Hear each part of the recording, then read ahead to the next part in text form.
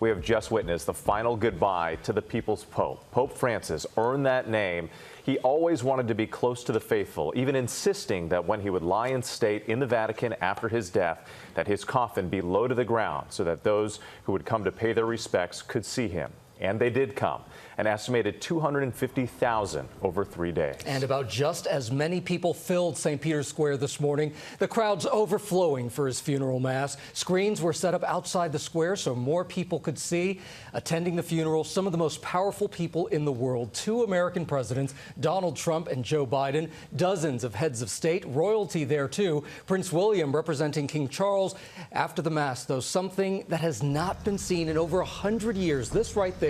Pope Francis taken on his final journey, a procession winding through the streets of Rome. Yeah, just incredible to witness this. And all attention next will go to that secret conclave to choose the next pope to begin in the first or second week of May. The man they choose will have great power over the direction of the church, the 1.3 billion Catholics worldwide, and the future of Pope Francis's legacy of inclusivity and his championing of those less fortunate. We have team coverage in Vatican City this morning. We're going to begin with ABC's senior national correspondent, Terry Moran. Terry, such an emotional morning. Truly, Rhiannon, and good morning. On this beautiful spring morning in Rome, more than 250,000 people came here to St. Peter's Square to say a final farewell to Pope Francis and to hear the High Mass, an ancient ritual, of course, that means so much to ordinary Catholics. It's a moment that drew world leaders and ordinary faithful and all kinds of people, young and old, who just felt close to this remarkable man who led the world's 1.3 billion Catholics for 13 years.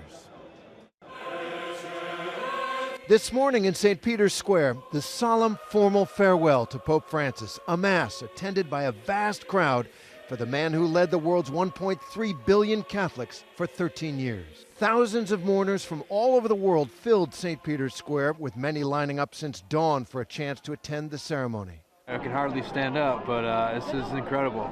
This is the chance of a lifetime to see this. Many who waited through the night sprinted to the square, hoping to secure a prime spot. Heavy security watched over the gathered crowds. Francis died on Monday morning following a stroke after that unforgettable final appearance on Easter Sunday. The final image we have of him, which will remain etched in our memory, is that of last Sunday, Easter Sunday, when Pope Francis, despite his serious health problems, wanted to give us his blessing from the balcony of St. Peter's Basilica.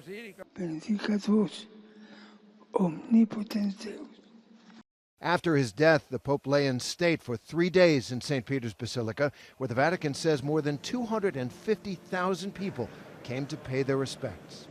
Last night, a moving ritual, the rite of the closing of the coffin, a white silk cloth placed gently over the Pope's face, a deed recounting the accomplishments of Francis's papacy put in a metal tube in his coffin, a bag of coins minted during his papacy as well, all part of the ancient ritual. The coffin was sealed, then nailed shut. The Pope had requested that he be laid to rest at the Basilica of St. Mary Major in the heart of Rome. The Pope's hearse, a converted Pope-mobile. And Francis had asked that his tomb be undecorated with a one-word inscription, Franciscus, his name in Latin. Leaders came from around the world paying their last respects to the Pope this morning, including President Donald Trump and First Lady Melania Trump, former President Joe Biden and former First Lady Jill, Ukrainian President Volodymyr Zelensky, and Prince William. Pallbearers carried Francis's coffin out of St. Peter's Basilica and into the square where the funeral mass was held. His casket was placed under the balcony where he first appeared as Pope 12 years ago. The gospel laid out on top of his coffin. Per omnia saecula saeculorum. Amen.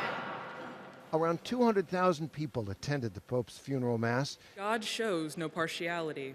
And the first reading was done by an American journalist, Kelsey Jussie. 91-year-old Cardinal Giovanni Battista Re remembered Francis in his homily as a unifying force in a rapidly changing world. He gave of himself by comforting and encouraging us with a message capable of reaching people's hearts in a direct and immediate way. And a striking moment, world leaders exchanging the sign of peace with one another afterward. Now there will be 9 days of formal mourning, and then the cardinals will be meeting, and at some point they'll set a date for that conclave when the successor to Pope Francis will be chosen. Whit? All right, Terry, I mean, just a remarkable morning. Hundreds of thousands of people, seeing them lining the streets of Rome. But I want to ask you, though, in your days covering the passing of Pope Francis and his funeral today, is there a moment or conversation you had that will stay with you beyond this experience? Well, with certainly the few conversations, brief conversations that I had with Pope Francis, just as a reporter on his plane, he made a point of coming back and talking to us. And he had a gift for connection, didn't he? And I'm thinking, in particular, somebody I met here in the square the other day, Mohammed Daoud. He was born in Sudan.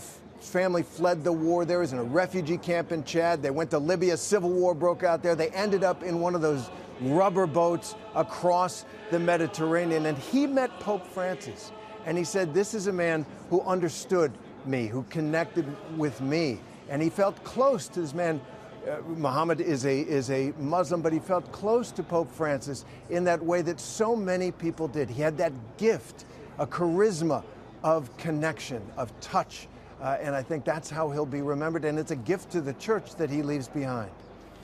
Oh, what a powerful, powerful message. All right, Terry, thank you so much.